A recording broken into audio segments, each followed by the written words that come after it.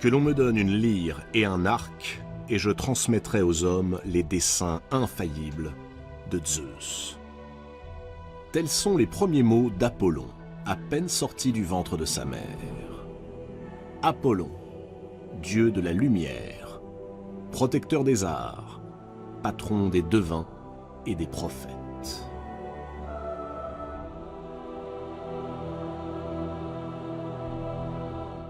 Le soleil cogne au-dessus du nouveau-né. Ou plutôt, des nouveau-nés.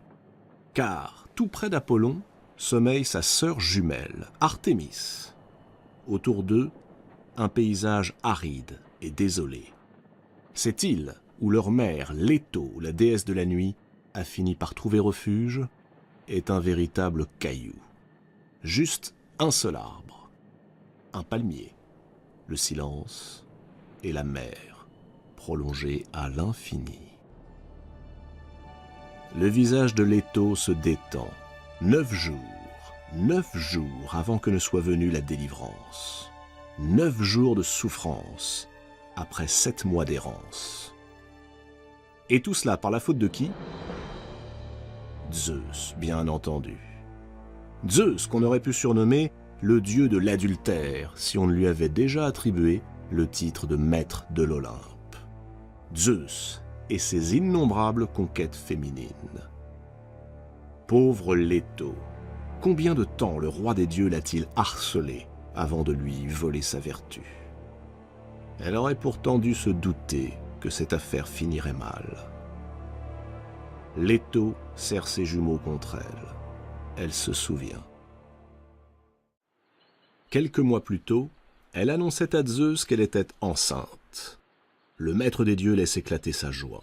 Ce garçon, car c'en serait un, il n'en doutait pas, sera le plus vaillant de tous ses enfants, le plus beau. Leto, elle, ne partage pas du tout l'exubérance de son amant. Elle est même très inquiète, car Zeus est marié, et pas à n'importe qui. Son épouse s'appelle Héra, et partage avec lui la souveraineté sur le ciel et la terre. Non seulement Héra est la plus grande de toutes les déesses olympiennes, mais elle est la divinité protectrice du mariage. Et l'infidélité, Héra n'aime pas ça. Elle ne plaisante pas dès qu'il s'agit de tromperie. Impitoyable, non seulement avec ses rivales, mais aussi avec les enfants qu'elle met au monde.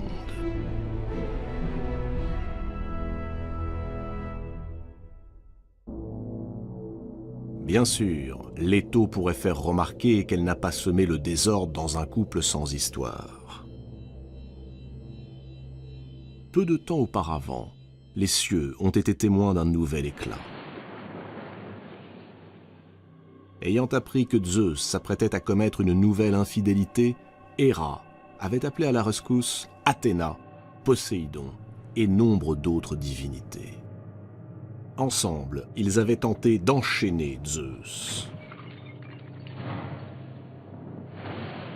Hélas, le projet échoua, et la riposte du maître de l'Olympe ne se fit pas attendre.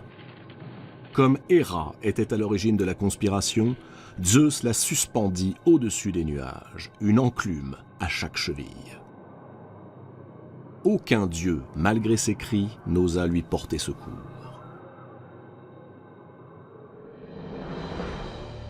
Zeus ne se décida à la libérer qu'à la condition que les comploteurs prêtent serment de ne plus jamais s'insurger contre lui. Les craintes de Leto s'avèrent justifiées. Les cris de joie de Zeus, apprenant que sa maîtresse est enceinte, ont retenti jusque dans la chambre d'Héra, là-haut, sur l'Olympe. Encore une tromperie. Cette fois, promet la déesse, sa colère sera sans limite. Pour commencer, elle menace de sanglantes représailles quiconque offrirait asile à Leto. Ensuite, elle fait surgir un monstre des profondeurs de la terre, le serpent Python, et le lance aux trousses de la malheureuse.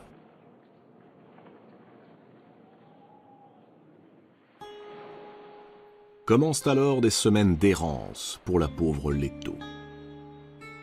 Abandonnée de tous, désespérée, elle va de terre en terre et de ville en ville, cherchant un endroit où elle pourrait en toute sécurité mettre ses jumeaux au monde.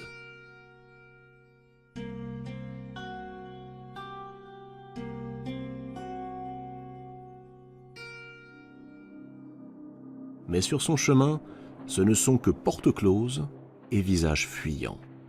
Nul n'ose braver la colère d'Héra. Leto se traîne, suppliante, jusqu'à ce que, saisie déjà par les premières douleurs, elle atteigne une petite île de la mer Égée, du nom d'Astéria. Astéria. C'est ainsi que se prénommait sa sœur. Autrefois, elle aussi avait subi les assauts de Zeus, mais plutôt que de céder, elle avait préféré se jeter dans la mer.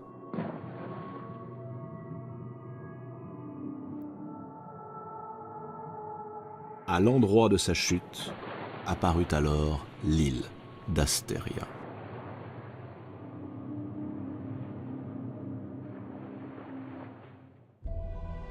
Leto se réfugie sur l'île qui fut autrefois sa sœur. Elle s'allonge au pied d'un palmier. Elle met d'abord au monde une fille, Artémis, puis un garçon, Apollon.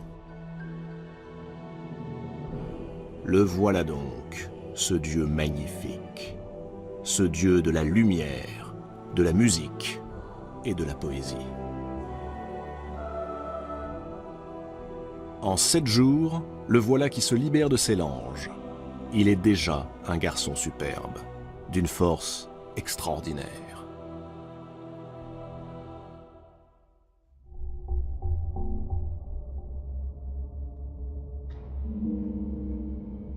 Zeus lui fait parvenir une lyre à 7 cordes, un char tiré par 2 puissants cygnes, un arc et des flèches spécialement fabriquées pour lui par Héphaïstos, le dieu des forgerons. Aussitôt, Apollon décide de partir. Il s'est fixé un but, être celui qui révélera leur destin aux mortels, ainsi que les intentions de son père, le grand Zeus. Mais pour cela, il lui faut trouver un lieu où il pourra établir son temple. Apollon monte sur son char, quitte l'île qui, tout à coup devenue fertile et verdoyante, prend le nom de Délos, la resplendissante. Mais les cygnes qui tirent le char d'Apollon ne l'entendent pas de cette oreille. Ils entraînent leurs passagers dans leur patrie, au-delà du nord lointain, chez les Hyperboréens. C'est une contrée magique. On y trouve de l'or gardé par des griffons. Les gens y sont riches, heureux et ne vieillissent pas. Là, Apollon est initié au mystère de Zeus.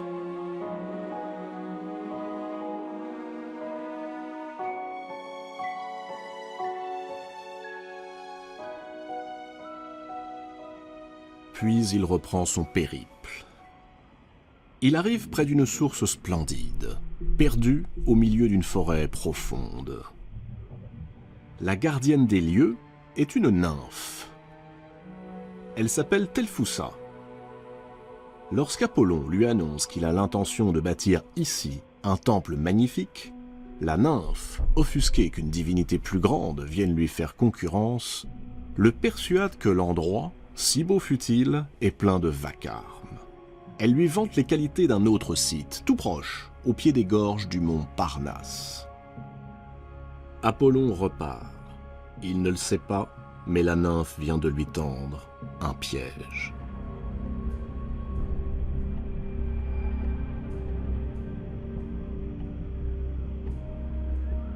Quelques heures plus tard, Apollon découvre un magnifique vallon. L'endroit semble en effet parfait. Mais à peine commence-t-il à tracer les fondations de son temple qu'une ombre se glisse en silence derrière lui. Python, le terrible serpent qui le pourchassait quand il était encore dans le ventre de sa mère, Python attendait ici l'heure de sa revanche. revanche. Le combat est d'une incroyable violence.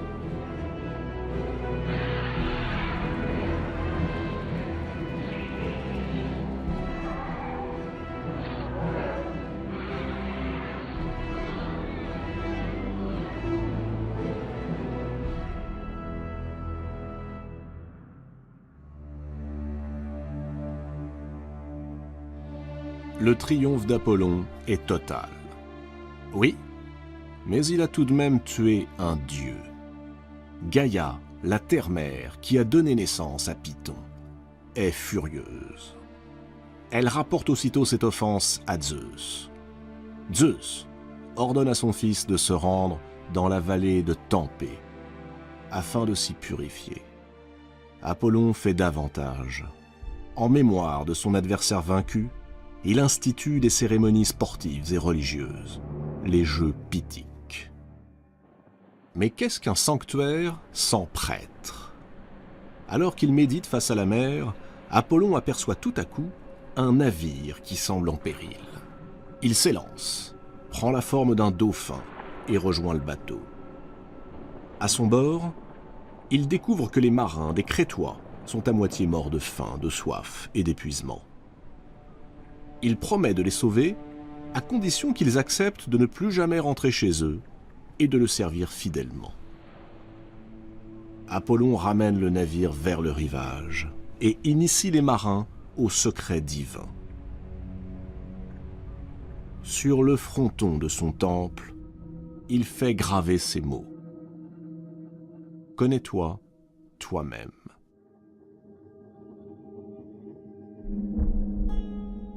Dieu errant, lancé sur les routes, Apollon connaissait sans doute mieux que quiconque le sens profond de cette maxime.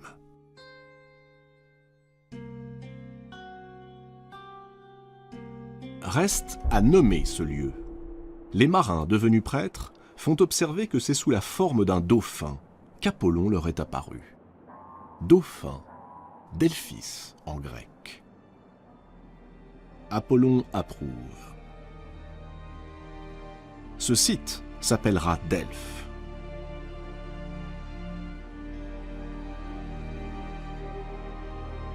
Delphes deviendra bientôt le lieu de culte le plus vénéré de toute la Grèce. On y accourt des 4 coins du monde pour connaître le destin que les dieux réservent aux mortels.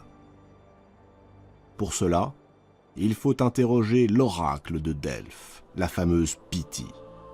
C'est par sa bouche que le dieu est censé s'exprimer.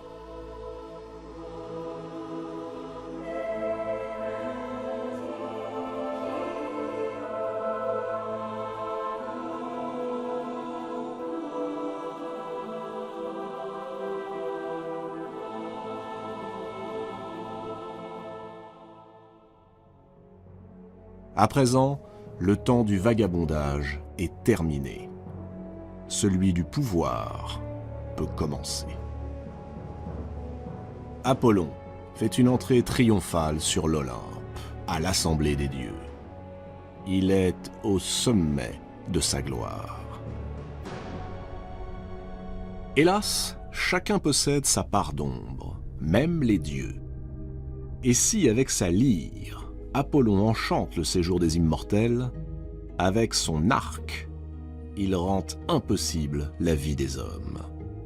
Et l'on ne tarde pas à découvrir que, derrière le délicieux poète qui folâtre avec les muses, se cache un archer sanguinaire et violent. Une reine, l'arrogante Niobé, va l'apprendre à ses dépens, et elle ne sera pas la seule. Niobé règne sur la ville de Thèbes. Jadis, elle avait été aimée de Zeus, mais n'avait pas daigné lui donner d'enfant. Pourtant, Niobé était féconde. Avec son époux, Amphion, elle avait mis au monde pas moins de 14 enfants. Un jour, poussée par la jalousie et la rancœur, Niobé se vanta de sa prodigieuse fertilité, et elle railla la déesse Leto, qui, elle, n'avait eu que des jumeaux, Artémis et Apollon. Offense impardonnable aux yeux d'Apollon.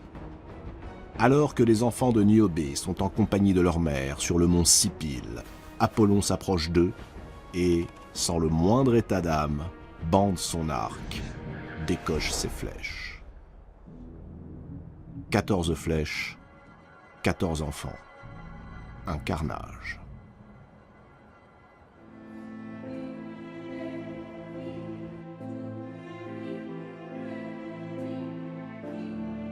On peut imaginer l'immense chagrin de la malheureuse Niobé.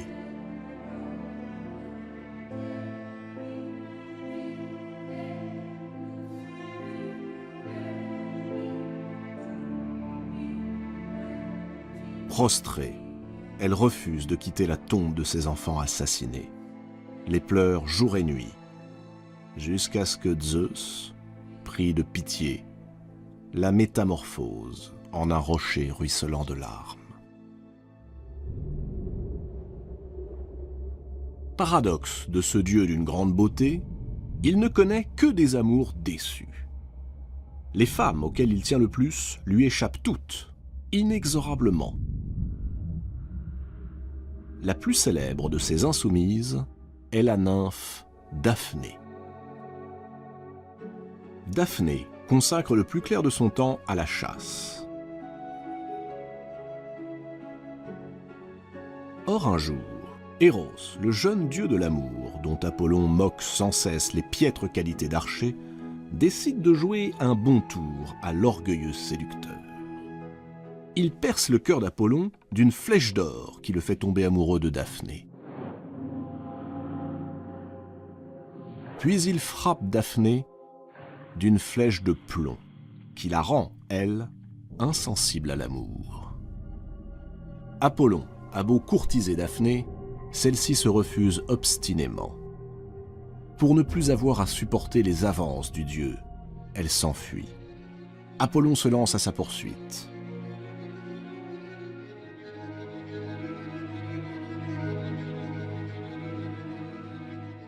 La nymphe s'enfonce dans les forêts, jusqu'à ce que, trahie par ses forces, elle s'écroule sur la rive du grand fleuve Pénée. Alors qu'Apollon n'est plus qu'à quelques pas, Daphné invoque avec ferveur son père, le dieu du fleuve, Pénée. Et le dieu l'entend. Dans un tonnerre d'eau et d'écume, Pénée jaillit des flots.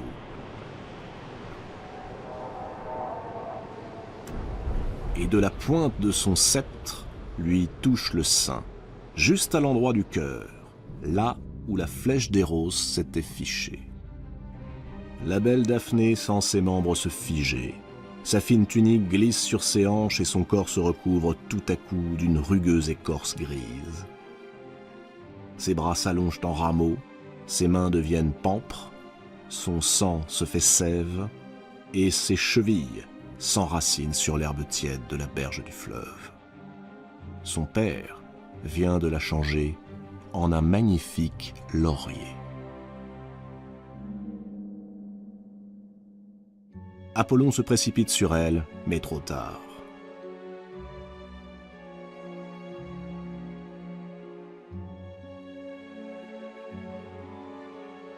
Il ne peut saisir que le tronc, lisse et glacé.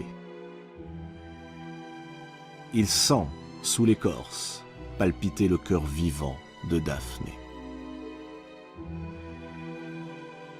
Abattu, brisé, Apollon cueille alors une branche de ce laurier et décide que désormais un rameau de cet arbre sacré décorera sa lyre et ornera la tête des poètes. Turbulent, violent, il est temps que quelqu'un mette au pas ce dieu trop impulsif. Qui d'autre que son père, Zeus, est le mieux placé?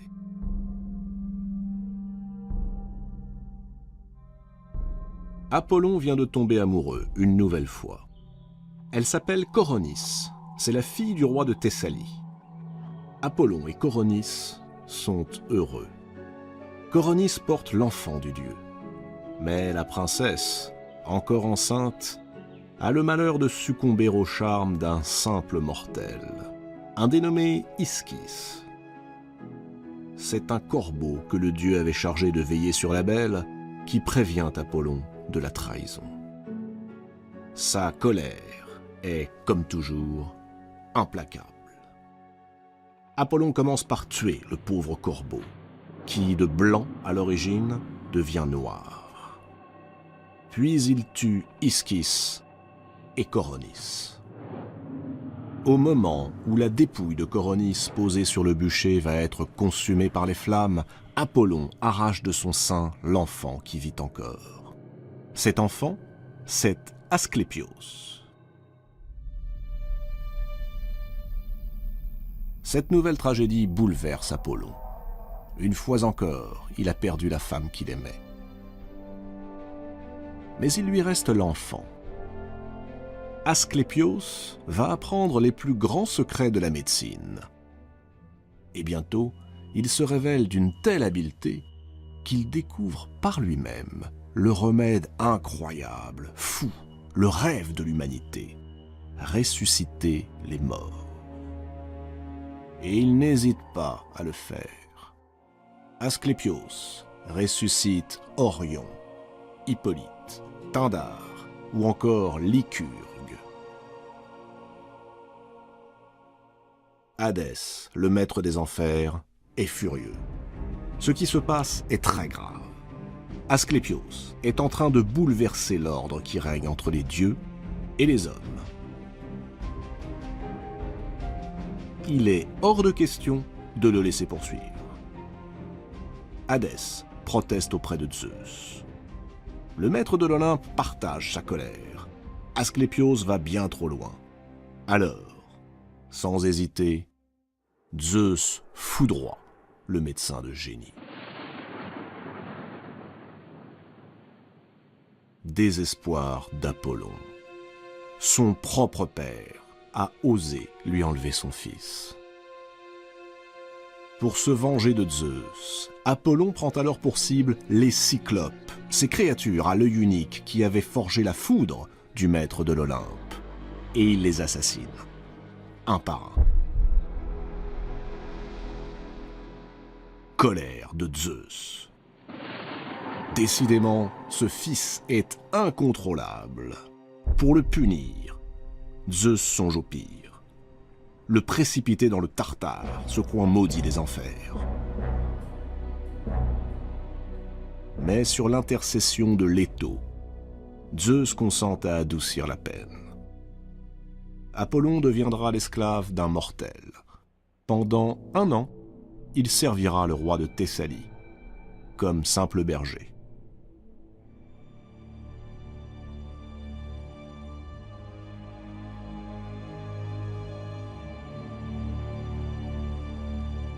Tout est tragédie dans la vie de ce dieu. Tout est complexité.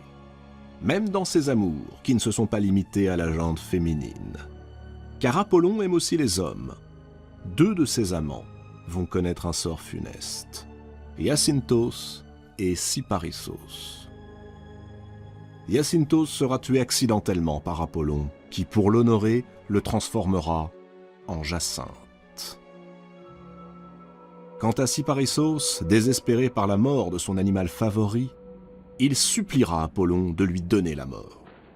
Le dieu refusera, et devant l'insistance de son ami, le changera en cyprès.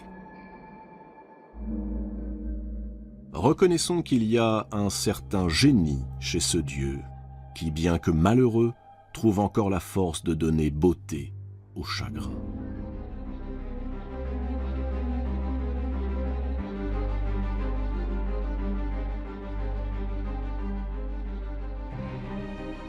Ainsi, loin des clichés qui font de lui un dieu solaire, un dieu de la pureté et de la beauté, Apollon, à l'instar de tous les mortels, cultive les paradoxes. Il est à la fois ombre et lumière.